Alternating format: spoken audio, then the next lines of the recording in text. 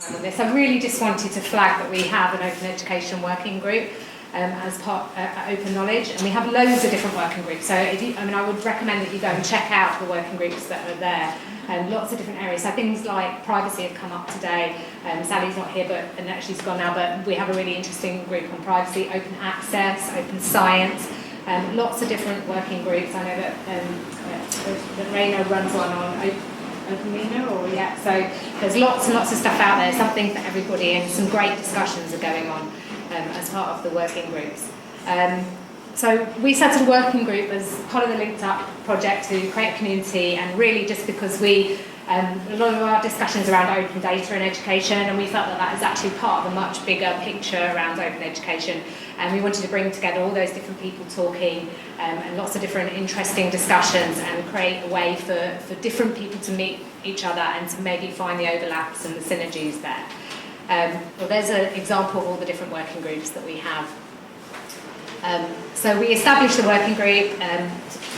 We said that it's about bringing people and groups interested in open education, initiate global, cross-sector and cross-domain activities. So quite a big ask, I think, bringing people from all around the world, bringing people from all different sectors, so from commercial, from academia, from public sector, from governments, from teachers. There's a lot of people there to bring together, but it is allowing us to have some really interesting conversations.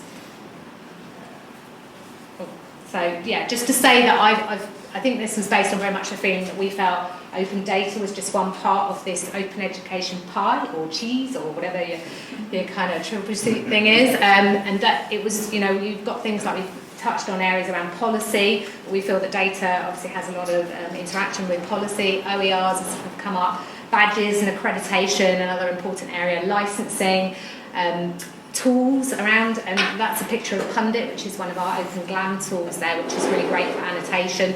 But open source tools are a really important area, and then the data and also the learning and teaching practice. So really all of this fits together in lots and lots of different ways. So that's really what the working group's about. I won't go on too much about any of this, but just to say that we're really keen to have transparent working practices. We have a blog that we're happy for people to write on and discuss things that they're interested, talk about initiatives they're involved in. We have working group calls, and we've had our third recently, but we're still changing the way we do the working group calls. It's really open. If you have suggestions or ways that you think we can take that forward, please get in touch. We have a membership charter.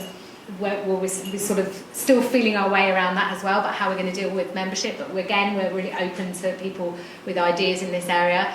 And we've had a call for advisory board members. We now have advisory board members, and we're lucky enough to have two of them here today. I think there's two. We've got Raina here and Bernard, and they're really starting to play a very active role within the group, which is fantastic. There's a picture of everybody.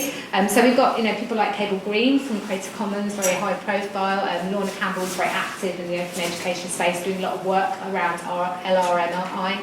People like Jonas, who is he's working as a teacher, done a lot of stuff around open textbooks. Kareem Bezodenhout, who's from the Shuttleworth Foundation. Bernard and Raina you can meet, and so it's really starting to take off, and these people are very involved. They're not just up there and not sort of participating anyway. We've published a series of open education posts around what's happening in different countries, giving very different perspectives, and I think it's just interesting to see those posts and the angles that they focus on, because different issues are important in different countries, I think. So yeah, some interesting stuff there going on. And we're starting to get involved in lots of different areas. We've picked up a couple of areas that are really of interest. So for example, I think languages is something that's come up today, and the need to translate stuff into different languages and go beyond English, and how we can support people to do that, how we can have stuff in small languages and in different cultures. The standards area is again of interest. Another thing that came up earlier, which is the open education language, the slang we were talking about, and making stuff accessible for real people who really want to use this stuff, who don't know the open education community so well. So making things really appropriate for people, and supporting other activities and local groups as well. So that's something we're really keen to do. Something else that I haven't flagged today, but we're working on an open education handbook, and this is a collaborative document, a web document that's there, that we're really trying to pour all our learnings and things that we find out into, and it's very much based on questions, but areas around open data and education and how people in the developing world can use different things are very much part of the scope. It's available currently in BookType, which is an open source book editing software, but we've been lucky enough to have some people who came and translated it to Portuguese, which was fantastic. We also have a set of slides on SlideWiki, which is an open courseware tool. So we're trying to make something that people can use in lots of different contexts. People can take it and do what they want with it, really. And we've got lots of future plans for the handbook, and if you want to be involved with that, just ask me about it later. So yeah, just a few photos there. I won't go over them all, but we had these great book sprints, and we've had some interesting sessions, like we created a timeline of open education, which was really interesting. And there's lots to be involved in if it's something that you'd like to participate in. And we're still very much forming the community. We're really keen for people to play a big role in it. So if you feel that's something you want to find out more about, you're studying an area and you feel that maybe you'd like to get answers to questions or discuss things, we're really happy for you to participate. So please take our freebies. I think they were on the tables. We've got things like stickers and also rulers. But just to say that this is a growing community, and we were happy for it to go lots of different ways. And the idea long term is for me to take a back seat and for it to just carry on. And I think it's a kind of, what's the word?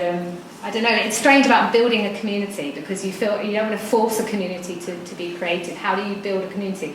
But I think it's about supporting people to enable them to create the community that they want. So hopefully we're doing that, there's growth going on there. But really, if you feel that it's something that you're interested in, it's something you can really mould at this stage. So that was my thoughts on the Open Education Working Group. And has anybody got any questions on that?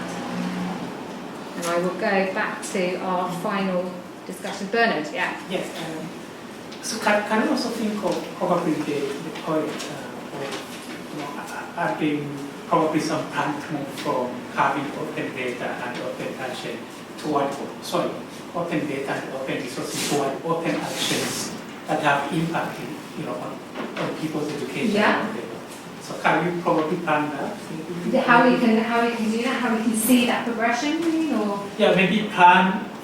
I don't know.